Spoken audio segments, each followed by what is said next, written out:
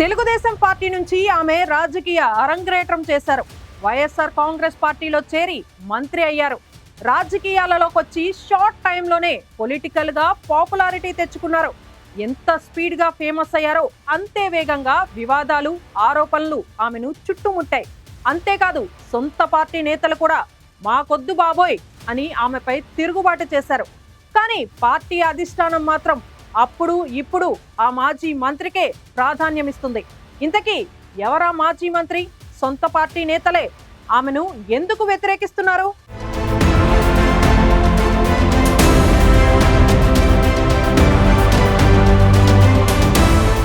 విడుదల రజని రాష్ట్ర రాజకీయాల్లో బాగా పాపులర్ అయిన పేరు. ఆమె రాజకీయ జీవితం తెలుగుదేశం పార్టీ నుంచి మొదలైంది. టీడీపీలో ఆమె మొదట్లో పెద్దగా ఎవరికీ పరిచయం లేకపోయినా ఒకే ఒక్క స్పీచ్ తో అందరి దృష్టిని ఆకర్షించారు. 2014 ఎన్నికల్లో టీడీపీ అధికారంలోకి వచ్చిన తర్వాత ఆ పార్టీ మహానాడు నిర్వహించింది.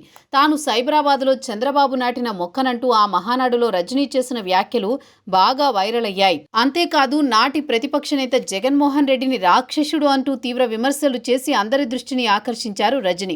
టీడీపీలో పాపులారిటీ వచ్చిన తర్వాత 2019 ఎన్నికల ముందు సడన్ గా వైసీపీ తీర్థం పుచ్చుకున్నారు విడుదల రజని.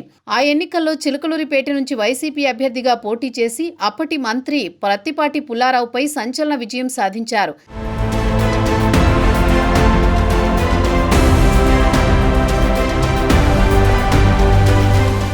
విడుదల రజనీకి ఎమ్మెల్యే సీట్ ఇచ్చేందుకు అప్పటిదాకా నియోజకవర్గంలో పనిచేసిన మర్రి రాజశేఖర్ కూడా పక్కన పెట్టింది వైసీపీ అధిష్టానం.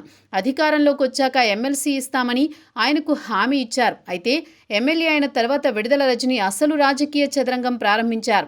నియోజకవర్గంలో మర్రి రాజశేఖర్ వర్గాన్ని పూర్తిగా పక్కన పెట్టారు.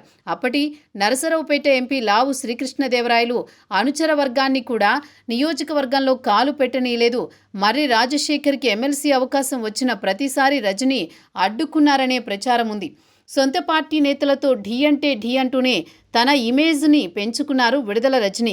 కరోనా సమయంలో సోషల్ మీడియాలో సొంత ప్రమోషన్స్తో స్టేట్ లెవెల్లో ఫోకస్ అయ్యారు. తన వ్యతిరేక వర్గాన్ని రాజకీయంగా తొక్కేసి జగన్ సెకండ్ క్యాబినెట్లో ఏకంగా మంత్రి అయ్యారు. నరసరావుపేట జిల్లాలో హేమాహేమీలను సైతం పక్కన పెట్టి జగన్ ఆమెకి మంత్రి పదవి ఇచ్చారంటేనే రజని రాజకీయం ఏ స్థాయిలో ఉందో అర్థం చేసుకోవచ్చు.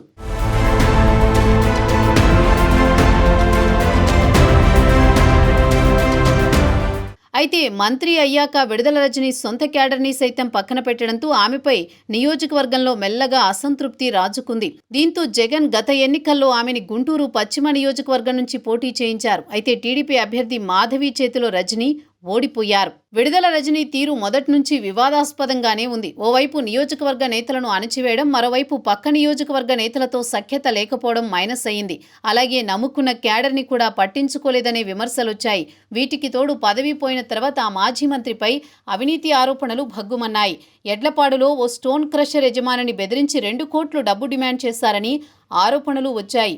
ఈ ఆరోపణలపై ప్రభుత్వం ఏసీబీ విచారణకు సిద్ధమైంది. మరోవైపు ఎన్నికలకు ముందు చిలకలూరిపేటకు మల్లెల రాజేష్ నాయుడు అనే వ్యక్తిని వైసీపీ ఇన్ఛార్జిగా నియమించారు. ఆ పదవి కోసం రజని తన దగ్గర 6 కోట్లు తీసుకున్నారని సంచలన ఆరోపణలు చేశారు మల్లెల. దీంతో పార్టీ పెద్దలు అప్పట్లో ఆ విషయాన్ని సర్దుబాటు చేశారు. జగనన్న కాలనీలో సైతం మాజీ మంత్రి బాగానే వెనకేశారనే ఆరోపణలు వచ్చాయి.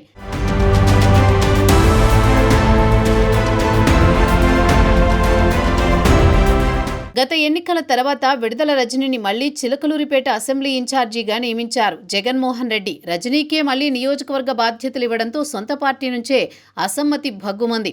రజనీ వద్దు, జగనన్నే ముద్దు నినాదంతో వైసీపీ నేతలు తిరుగుబాటు చేశారు. సొంత పార్టీ నేతలపైనే కేసులు పెట్టే రజనీ నాయకత్వం తమకొద్దనేది ఆ పార్టీ నేతల వాదన. రజనీ తప్ప ఎవరిని ఇన్ఛార్జిగా నియమించినా పార్టీకి మళ్లీ పూర్వవైభవం తీసుకువస్తామని చెబుతున్నారు. అయితే ఈ విషయాన్ని వైసీపీ పెద్దల దృష్టికి తీసుకువెళ్లి వారిని పార్టీ నుంచి సస్పెండ్ చేయడంలో తన మార్కు రాజకీయాన్ని మళ్లీ మొదలుపెట్టారు విడుదల రజని. పేటలో రజని రీఎంట్రీతో ఎమ్మెల్సీ మర్రి రాజశేఖర్ వైసీపీకి గుడ్ బై చెప్పారు. తన ఎమ్మెల్సీ పదవికి సైతం రాజీనామా చేశారు. ఇటీవల ఓ సీఐతో వివాదం విషయంలో పార్టీ మొత్తం ఆమెకు అండగా నిలబడింది. ఓవైపు విడుదల రజనీపై విమర్శలు, ఆరోపణలు వచ్చినా పార్టీ అధిష్టానం మాత్రం ఆమెకి ప్రాధాన్యం ఇస్తోంది. మరి వ్యతిరేకతను తట్టుకుని చిలకలూరిపేటలో రజనీ మళ్లీ తన మార్కు రాజకీయం చేస్తారా, లేకపోతే గత అనుభవాలతో కాస్త తగ్గుదామనుకుంటారో చూడాలి.